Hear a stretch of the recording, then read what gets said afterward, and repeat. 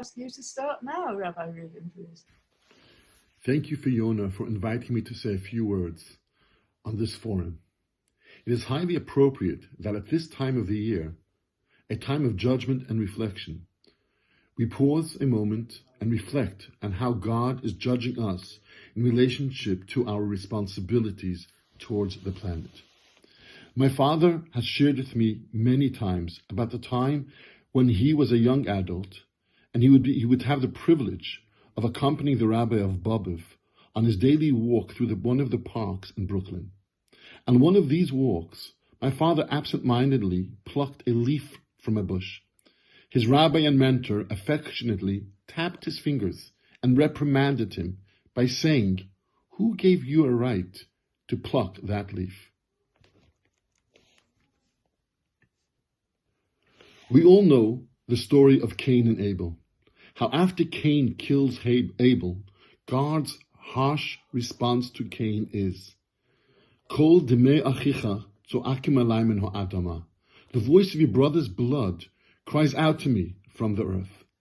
Besides its literal meaning, there is a deeper rebuke taking place, where God shouts at Cain, "Don't you know that my earth and planet that I created is to give and sustain life? How dare you do the opposite and kill and use my earth to bury your crime?" Ever since God's words of rebuke to Cain, he has been calling to us to ensure that the planet and everything in it is healthy so that it can continue to give life and sustain life.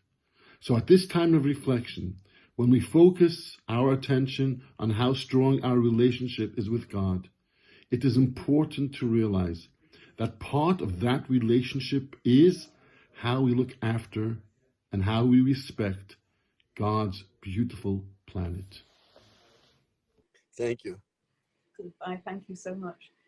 So we have two more rabbis with us, and we're going to go in a geographical way. So we're going to go straight on to hearing from our next rabbi, and I'd like to call on Rabbi Mark Solomon.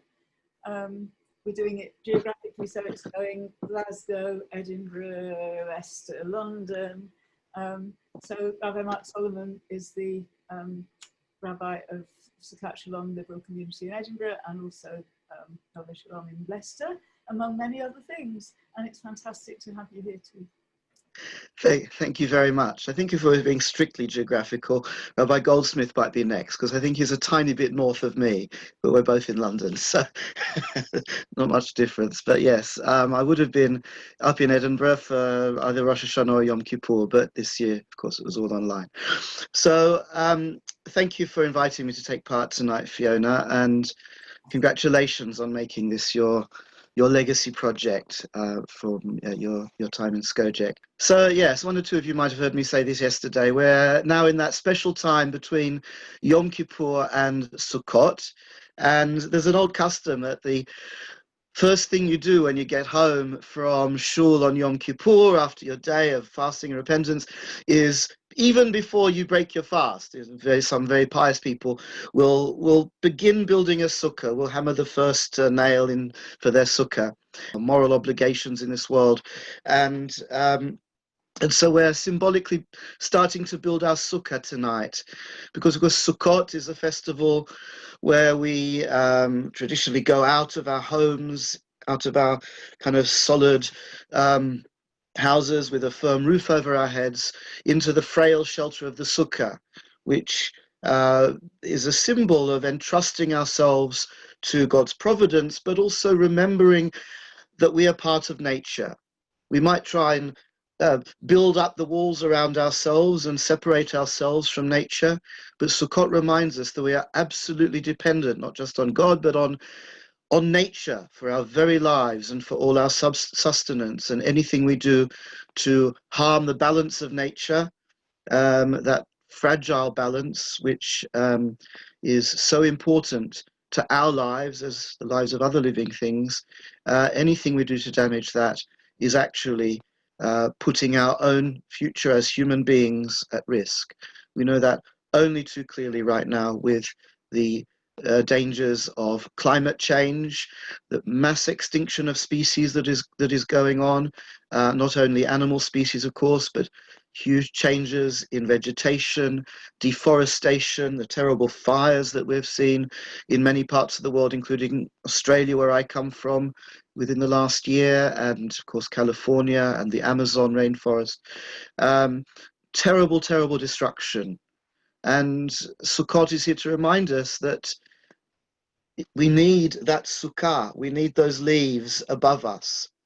We need that roof of sechach, the fragile covering, which gives, according to tradition, silo maruba. Its shade is more than the light it lets through. It has to let through a little bit of light.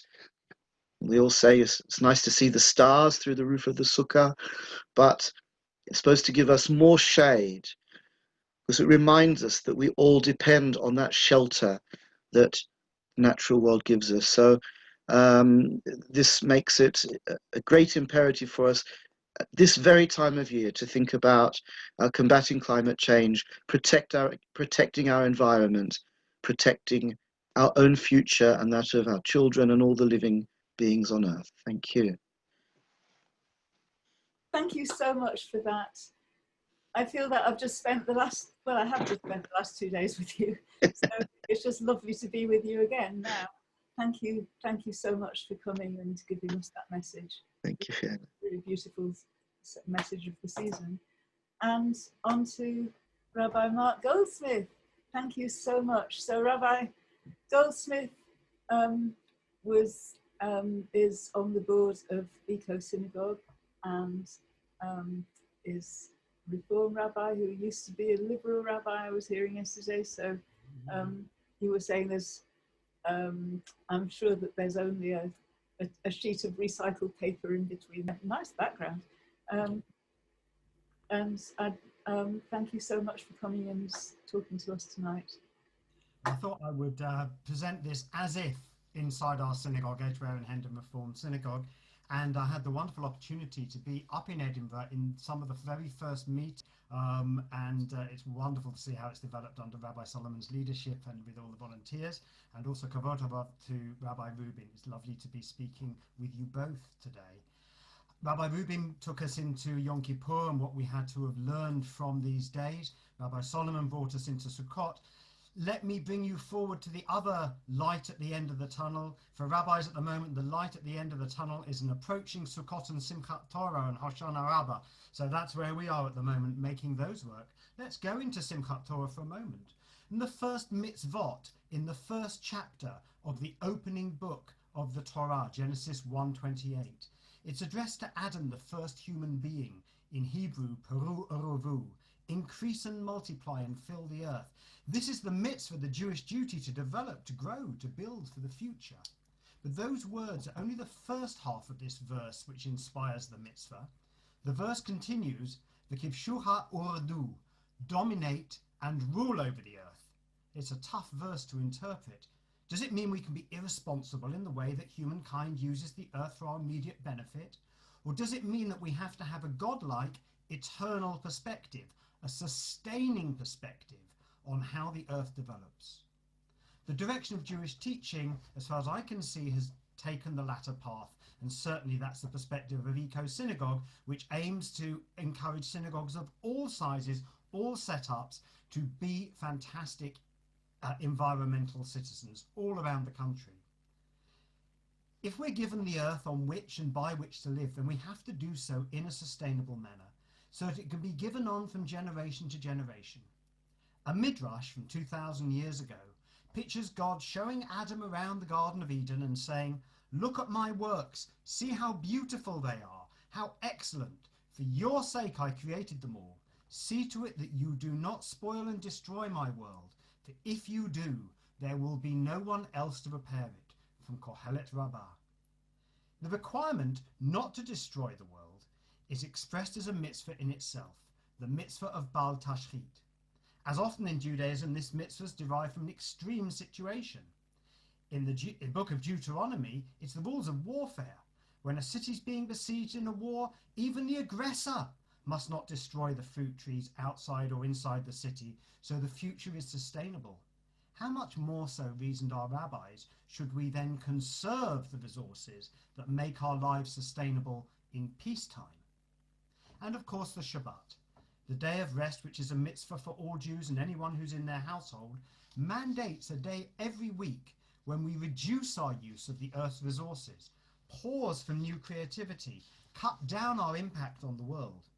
And onwards from the Shabbat, the Torah also mandates a year of rest for the land, which next year is going to start right at this time, called Shemitah, every 7 years, and a restoration of land to its ancestral holders originally every 50 years, following a further year of rest for the land. Torah mandates that food and productivity must be shared with the disadvantaged in society, the poor, the orphan, and the stranger. And behind all of the mitzvot here is an essential concept in Judaism that humanity does not own the earth. God does. And our use of the earth is conditional on our respect for it and our willingness to share it in a sustainable manner for the benefit of all humanity. But how is the Jewish perspective on the environment put into practical action? We're a small people. There are only 14 million of us in the entire world, and within the population of Scotland, I suspect that the percentage is pretty low, sadly.